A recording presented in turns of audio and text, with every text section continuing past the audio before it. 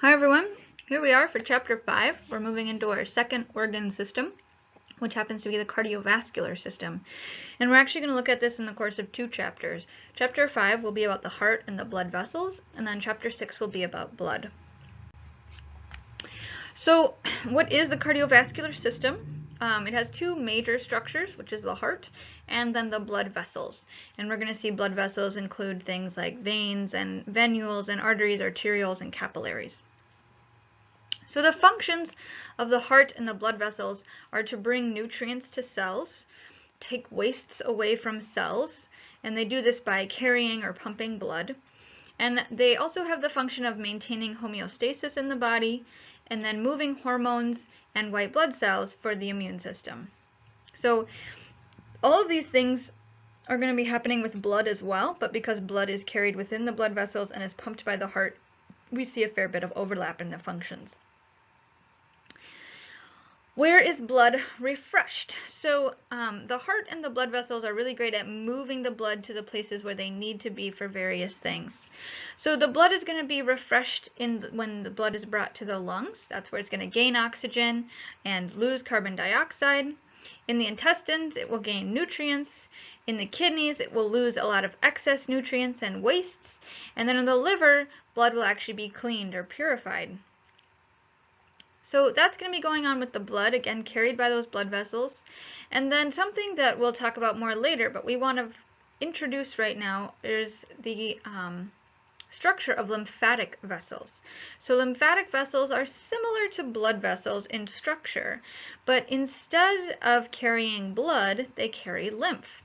And what they actually do is collect excess fluid that is surrounding tissues, and then eventually they clean it and then they return it to the cardiovascular system.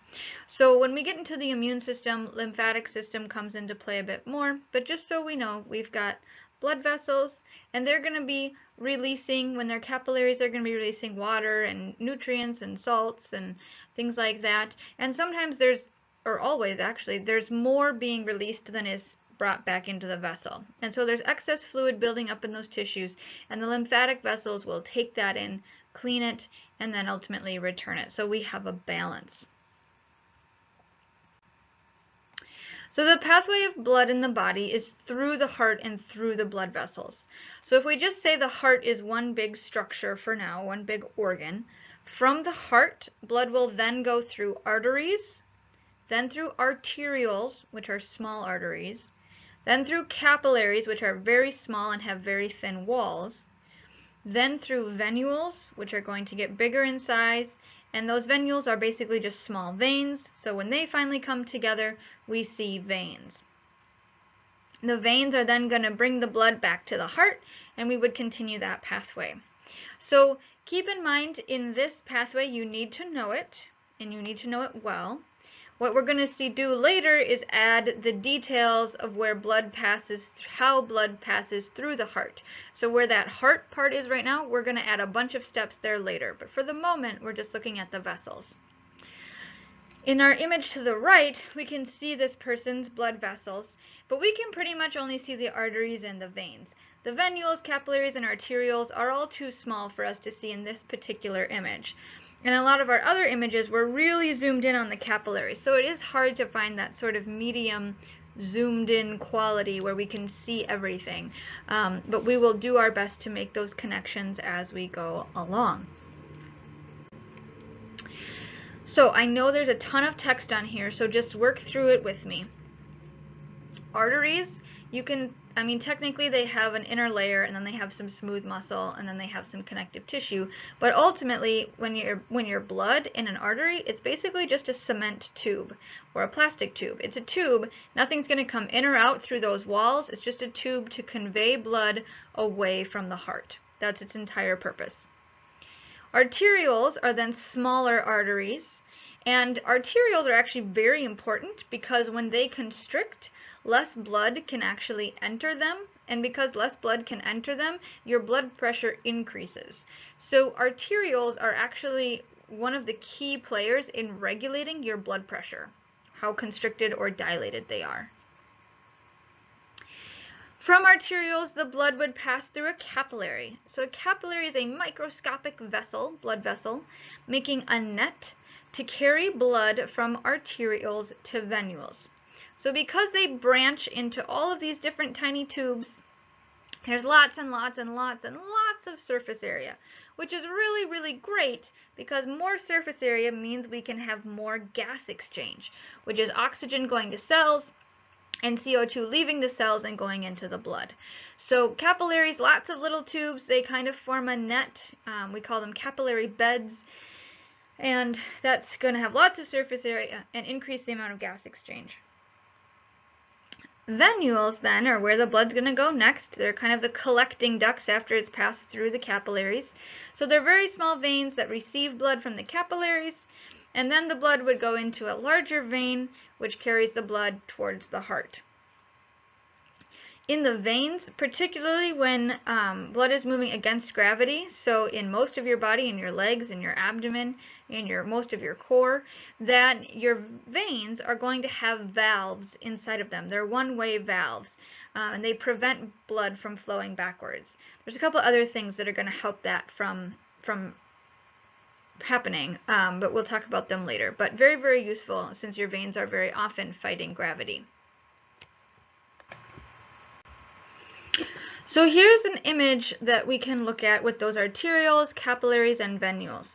We can see the artery at the top. You'll notice it's actually quite big compared to that little tiny piece that is the arteriole branching out from it. Then we have a capillary bed with those smaller walls, and then they come together into a short venule, and then that empties into a vein. So a lot of people like to use the analogy of streets. If you're in a residential area, you know, just one car going one way, one car going the other way. That's what a capillary is like. I mean, not the two-way part, but the fact that it's small, you have to go pretty slow. And then as you get to a larger street that maybe has 2 lanes going in each direction, and eventually you get to a highway, that's sort of what it's like moving from a capillary to a venule to a vein. More and more cars, more and more blood can come together. So size-wise, that's what we're looking at.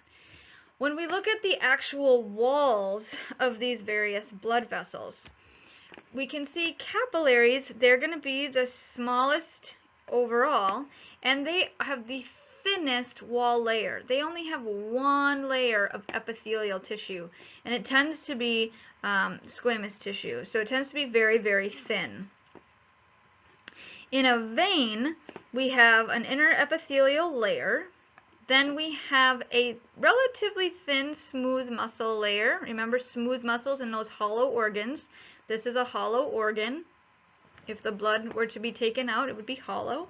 And so because of that thin, smooth vessel or smooth muscle layer, the area, this is kind of a bad drawing, but the area in which blood will appear or be held is actually pretty large. That volume of blood is a pretty good amount in a vein compared to an artery. So if we look at an artery, we again have that inner epithelial layer, but look at the thickness of the smooth muscle here. It's significantly thicker than what we saw in the vein below. So that's great because there's going to be a lot of blood pressure pushing against the walls of the artery. So it has to be really thick to resist that pressure so it doesn't like pop. But what that means is that the lumen, or this space in here where the blood can be held, is much smaller. So the volume that an artery can hold is much smaller than the volume that a vein can hold. And just to connect to what we talked about before, here in the vein we can see there's a valve right here that's again preventing that backflow, and that's absent from the artery. Looking to the left, we can see that thickness and smooth muscle of an artery compared to a vein, and most importantly, the volume in the vein being much bigger than the volume we can hold in the artery. So those things are always true in everyone's body, every human, every mammal, animal. We have smaller artery volume, larger vein volume, but that's because of a thicker smooth muscle layer in the artery and that thinner smooth muscle layer in the vein. Okay, so those were the blood vessels, right? Arteries, arterioles, capillaries, venules, veins. Just get those 5 in order. Go ahead and memorize them. Luckily, they are somewhat alphabetical. All right, in the heart. So semi-ignoring the vessels for a moment, just thinking about the heart itself, it's about the size of your fist. If you make a fist and kind of stick it right there in the middle of your chest, that's about how big it is. It is a very large and muscular organ. It's very, very muscular. If you've ever dissected an animal, or if you've ever maybe been a deer hunter or been on a farm where there was butchering and you've seen a heart, and especially if you've cut it open, you can see how thick that muscle layer is. Very, very muscular. And again, cardiac muscle here. So the cardiac tissue is cardiac muscle, and another name for that is myocardium. Anytime in biology you see this myo, that tells you muscle. Every time. So cardiac tissue is called myocardium, and it is surrounded, the whole heart is surrounded by a sac, which is called the pericardium. Peri is another word for next to, so it's next to the cardiac muscle. Then there are two sides of your heart, which we can't see in this particular image, but if we were to cut your heart in half from side to side, so you could actually look at the back half of it, you would see very obviously, if this was, okay, here's my sketch of a heart. It's usually more like this.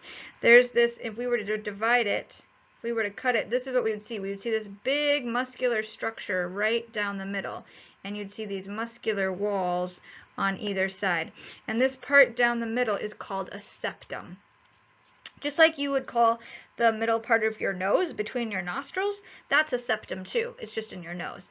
This is a septum in your heart. And your heart is divided into 4 chambers.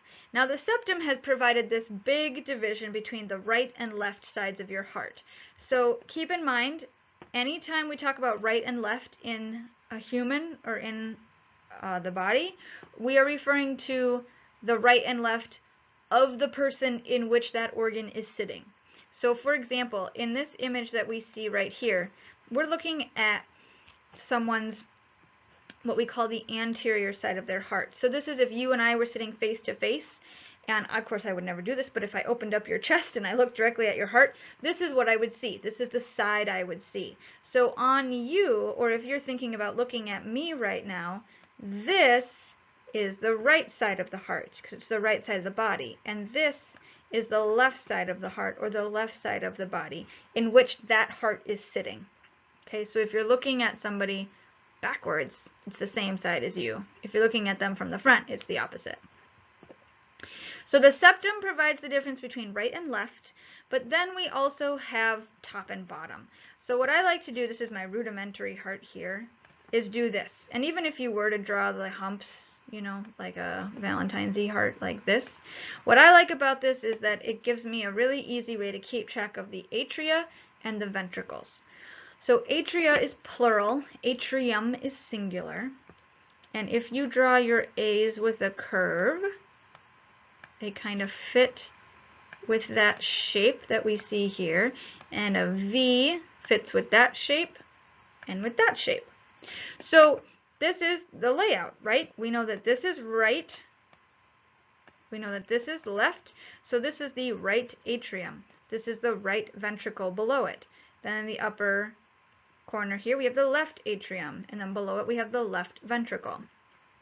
So your heart has 2 atria and 2 ventricles. Ventricles are always at the bottom, and then right and left just depends on the heart you're looking at and the angle. Okay, so that's the rudimentary way to get your 4 chambers, but it always works out for you. When we're looking over at our image, this would be your right atrium.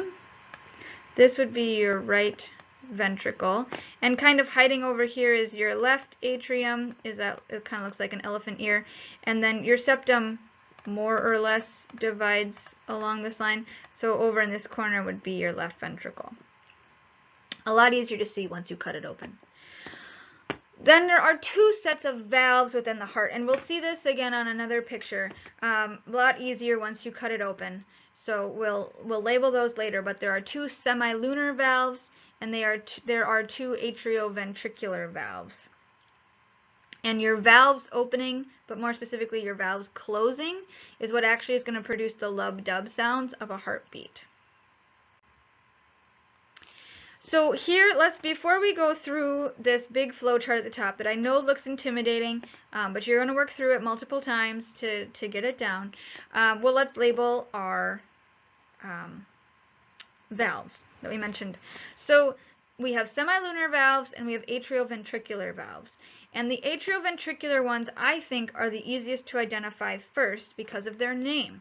Atrioventricular. They are literally dividing an atrium from a ventricle. So since this is an atrium and this is a ventricle, this white structure here is very clearly an atrioventricular valve because it's dividing an atrium from a ventricle. On this side, here's our atrium and here's our ventricle. So the other atrioventricular valve is over here. And again, we can just call them right and left. Okay, this would be our right one and this would be our left one based on this angle. All right, the other ones we mentioned, right, were two semilunar valves. So semilunar valves are going to just be the other valves. They happen to connect a ventricle to an artery.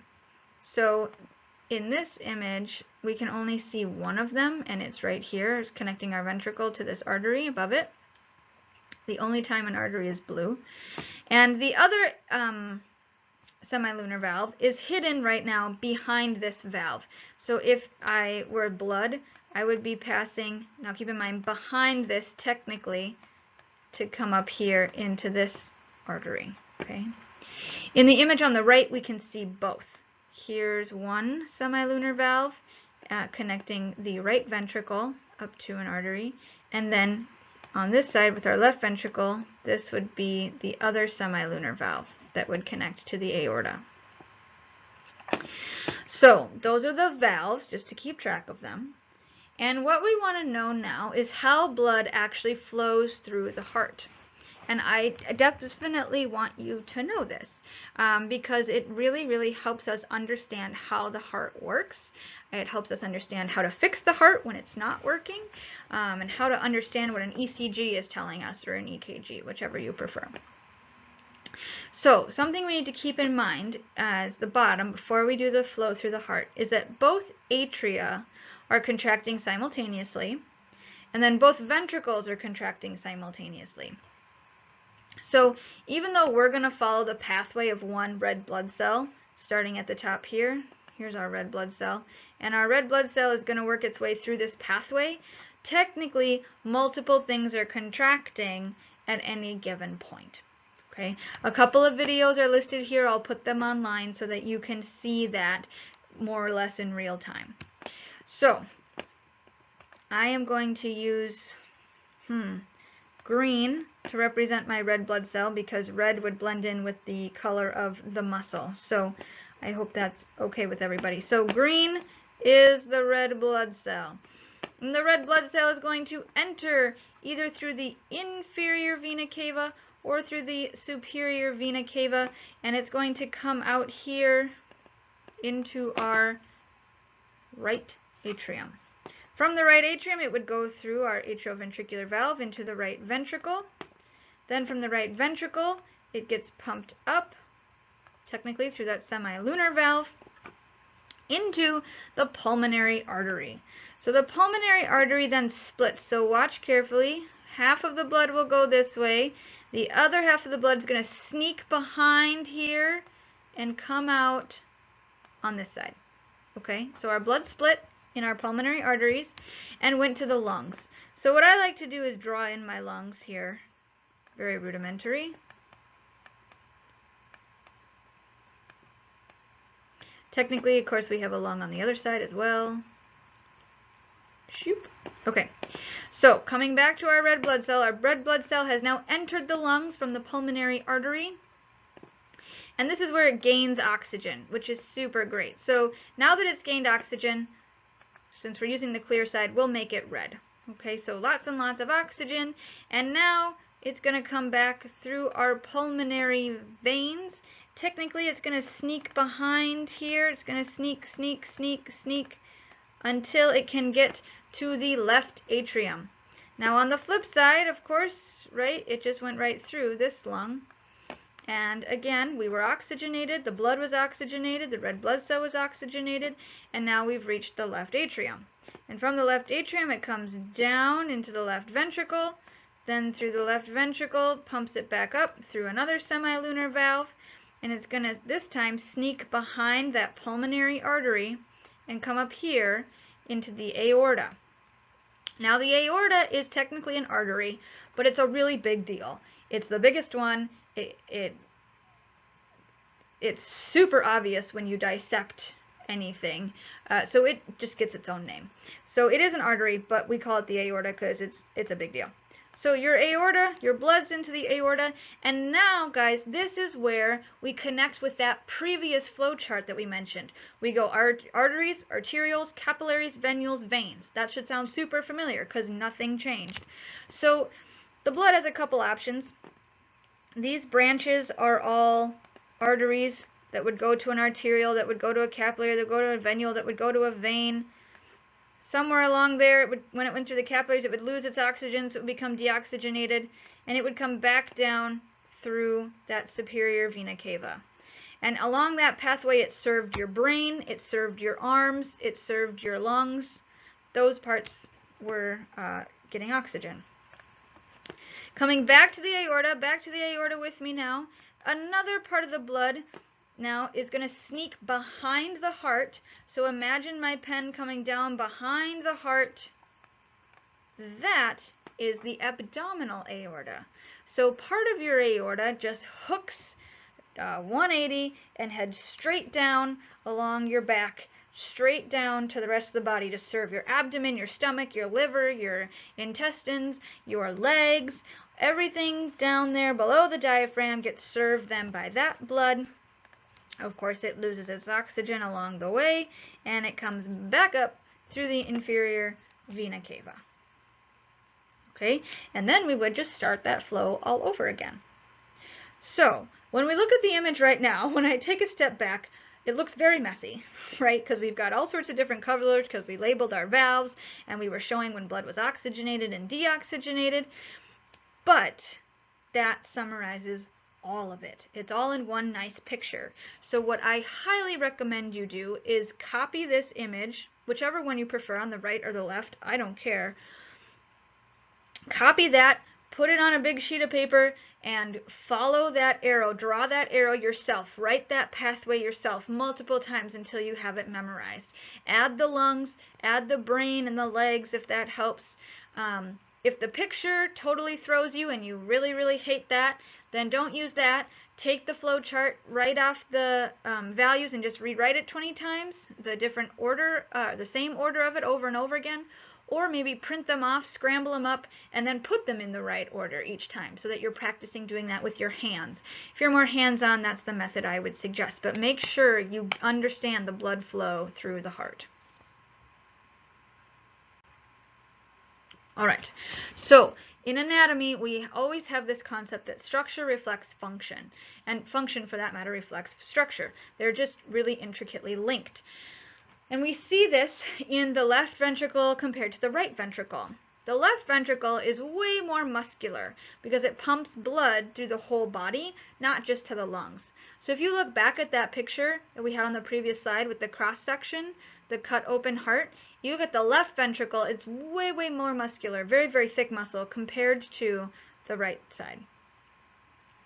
Arteries versus veins, same thing, right? Arteries are much more muscular because they have to withstand higher blood pressure. So their structure of being more muscular reflects that function of withstanding blood pressure and conveying highly pressured blood.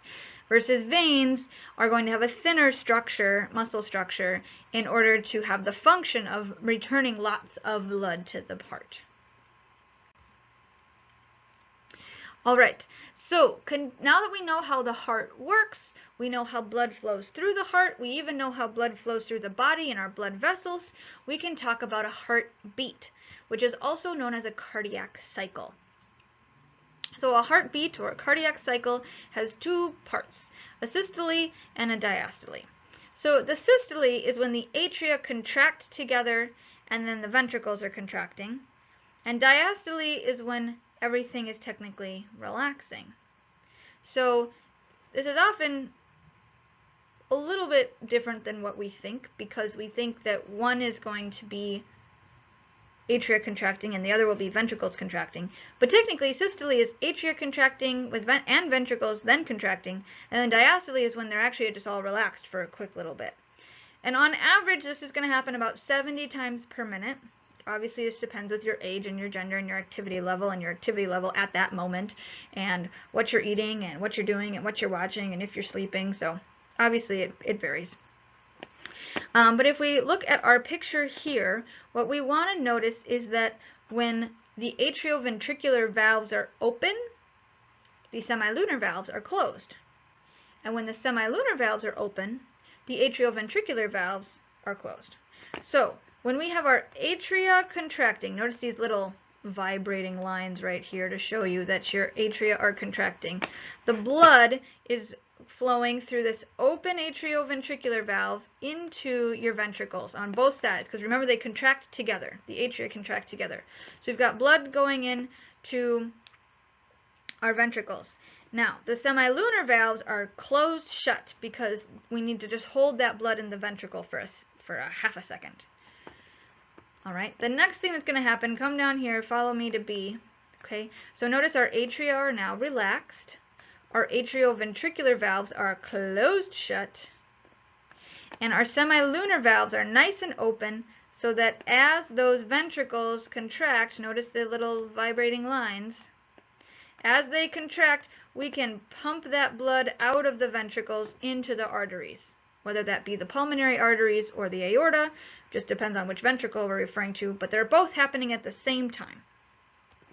Okay, so as those atrioventricular valves close in this part, that represents the lub sound of a cardiac cycle, because they actually clamp shut. It's not actually blood hitting the walls, it's those valves clamping shut that makes sound. Then what happens next is everything just relaxes. Our ventricles are relaxed, our atria are relaxed, and that allows more blood to fill in to both of the atria so that we can start the cycle all over again. So the sound that's produced here is the semilunar valves closing, because when they close, they create a dub sound, but they only close once all of the chambers are actually relaxed. So for the most part, it's just a little bit different than what we all thought when we were kids. I know at least for me it was, maybe not for you. So I would take a moment and either write this out yourself in a cycle like this, or in some other way that makes sense with your brain. So when are the atria contracting? When are the ventricles contracting? When are the valves closing? And what does that mean for the sound? Okay, and then keep in mind that one of these cycles is a cardiac cycle. So lub-dub, lub-dub, lub-dub, lub-dub. That's a cardiac cycle, is just lub-dub, pause, lub-dub, pause, lub-dub, pause, lub-dub, pause. Okay. All right, so how do we actually control the heartbeat? What actually changes it from being 70 to 90 beats per minute? And there's this really excellent set of cells that sits in your heart, and together they make up something called the SA node. Now, when we dissect a heart, you're never ever, without a microscope, going to be able to say like, oh yes, I see, the SA node is right here. That's just not going to happen, because they don't look that different and they're embedded in the muscle tissue. So, but it's there, it exists, I promise. It's technically just a set of really specialized muscle cells. But grouped together, we call them the SA node, and for us, we can just call them the SA node. We know they exist, and they're great. Because what they do is they sit here, they're this little yellow dot right here in the right atrium, and they initiate the heartbeat. They actually just self-propagate it's basically just a self-driven clockwork timer, and it will generate this electrical signal on its own every about every second. And that electrical signal gets sent out through all of the other muscle cells, and that causes the atria to contract. So the SA node sends a signal and the atria contract. Now, when it sends a signal, imagine it's going to go in all different directions, just like rays of the sun. And notice this fourth one I drew hit this other little yellow patch right here. That is the AV node. So it's also in the right atrium, but at the bottom. And when the AV node is electrically excited, it goes, woohoo! Now I get to spread this to everybody else. So once the AV node receives that signal, it generates more of that signal and sends it down this pathway. I know I'm still using yellow, down through that septum, over around the muscle on this side, and it also goes through the septum and over around the muscle on the left side. So now that electrical signal has been sent to all of the myocardium basically at the same time. It's that fast. It's, you know, practically incomprehensible with our brains, but it's super, super fast. We're talking about milliseconds. And that sends a signal so that the ventricles contract. So notice the pathway it follows. It follows down the septum on both sides and then splits. So you can imagine at the time that this muscle is receiving a signal, this muscle cell is also receiving a signal, and they can contract together at the same time. Now, the impulses are only able to travel that quickly because there are gap junctions at something we call intercalated discs. Now, that sounds like a big fancy word, but essentially it's just this big zigzag line right here in between cardiac cells. And there's just tons and tons of gap junctions. Remember, these are the big wide open doors to help you get from the front of the house to the back of the house as fast as you can. And there's these big tubes between cells, so that electrical signal can just run right through there and into the next cell. So that's what allows it to go so fast. And this will just happen your entire life, unless for some reason that we don't understand, it stops working. There are some research going on to try to figure out what would ever cause it to stop working, but other than that, this will just always happen and will control your heartbeat. Now, you do have a couple of things externally that can influence the SA node to generate signals faster or slower. So you have a cardiac center in the brain. So if the brain receives certain signals from the environment, it can say like, oh, hey, there's a bear in the room. We should get going. So that will signal your SA node to start pumping faster or start generating signals faster. On the other side, you have hormones. Remember, always nervous system and hormones. Those control everything. So hormones such as epinephrine and norepinephrine can also stimulate essentially the SA node, which then stimulates the rest of the heart to beat faster. So, SA node and AV node, little groups of cells inside the heart, internally controlling the heartbeat. Although technically the cardiac center in your brain and hormones like epinephrine and norepinephrine can come from outside of the heart to signal that SA node to beat faster or potentially slower. So what does that look like when we want to measure it? We want to be able to measure somebody's electrical impulses in the heart. So we invented an electrocardiogram, an ECG, sometimes called an EKG. So in an electrocardiogram, this is just a record of the electrical changes in the heart muscle during a cardiac cycle. So we're not actually measuring how much the cardiac muscle is contracting. We're only measuring the electrical changes that are running through the muscle. And certainly we've been able to figure out that certain electrical changes reflect different muscles contracting and relaxing. So we can use it that way. But what we're actually measuring are just electrical changes in the heart as it runs through the SA node and the atria and then the AV node and then the ventricles. So what a normal cardiac cycle looks like, let me change my color here, is what we see here, okay? We have this little, reading from the left to the right, we have a little P wave, then we have something called the QRS complex, that's that big up and down, and then we have something called the T wave at the end. This is what, if you have a normal functioning heart and you are hooked up to an ECG, this is the pattern that we would consistently see. So what does it mean? That's great, Rachel. That's fabulous electrical changes. Let's make this a little more concrete. So the SA node, we said again, always starts that electrical current. So when we see a P wave, that's when the atria are contracting. So here's where our atria contract. And as they contract, remember that signal will be sent to the AV node, and that from the AV node it will very quickly go through the septum. And once it reaches the outside of the ventricles, that's when the ventricles are going to contract. So we see this big QRS complex are the ventricles contracting. Now you can imagine there's just so much more muscle to the ventricles and the atria. That's why the QRS complex is just so much more intense on the ECG than the P wave, because the atria, they create a change. There's just not as much muscle, so there's not as much electrical change.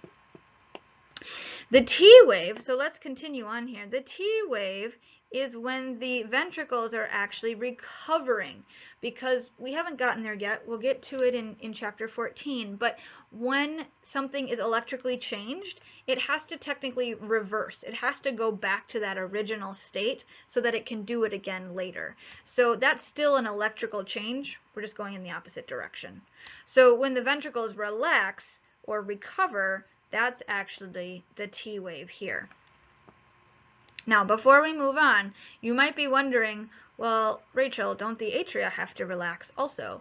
And yes, they do. But what's going on is I'll show them in a different color. The atria would be contracting right here, and the QRS complex with the ventricles is just so much more intense that essentially it masks the recovery of the atria. So it is happening, it's just masked in an ECG by the ventricles contracting. So P wave, QRS complex, T wave. ECG matches up very nicely with a cardiac cycle, which is a heartbeat. Now, the nice thing about an ECG, of course, is that we can tell when someone's heartbeat is normal or when it's abnormal.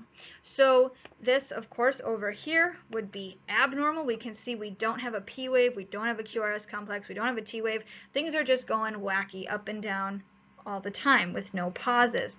And that is what we call ventricular fibrillation. And you might have heard of defibrillation, which is what we use essentially to try to fix fibrillation.